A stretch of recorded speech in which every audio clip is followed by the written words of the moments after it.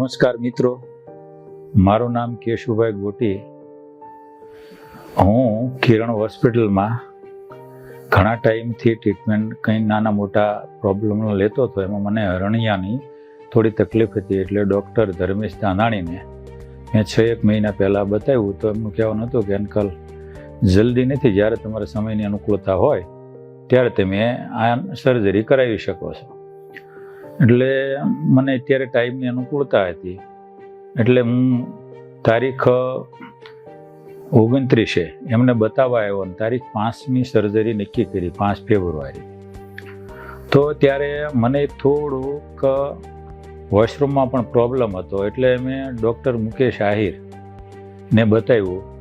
તો એ બે વસ્તુ સાથે કરવાનું નક્કી કર્યું કે ભાઈ જ્યારે સર્જરી કરી ત્યારે જ કેમેરો નાખીને જોઈ લઈશું, એટલે જે પ્રોબ્લેમ હશે એ દૂર કરીએ. એ રીતે તારીખ 5 મારી સર્જરી થઈ, ત્યારે હું એડમિટ થયો. અને આજે અત્યારે મને હમણાં જ રજા મળી છે.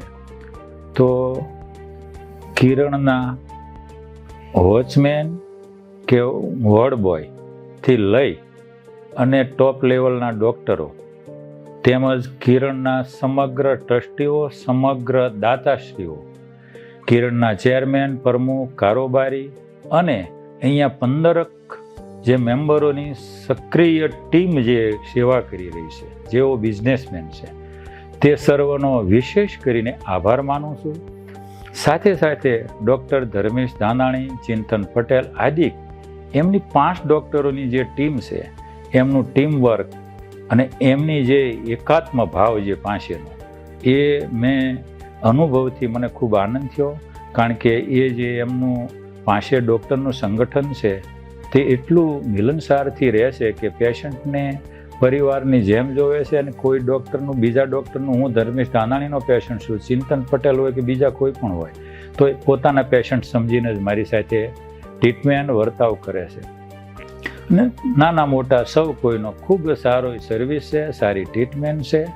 એટલે આ તબક્કે આપણે આશા રાખીએ કે કિરણ હોસ્પિટલમાં સુરત નહીં, દક્ષિણ ગુજરાતમાં જે કોઈ નામી અનામી, નાના મોટા ના સર્વ દુઃખ દર્દો દૂર થાય, સહી નિદાન થાય અને વહેલી તકે એવો હાજા થઈ અને ઘરે જાય, એવી સર્વને શુભેચ્છા, ઈશ્વરને પ્રાર્થના કરું છું કે આવા કામ સમાજ દ્વારા થતા રહે. જય હિન્દ, જય ભારત.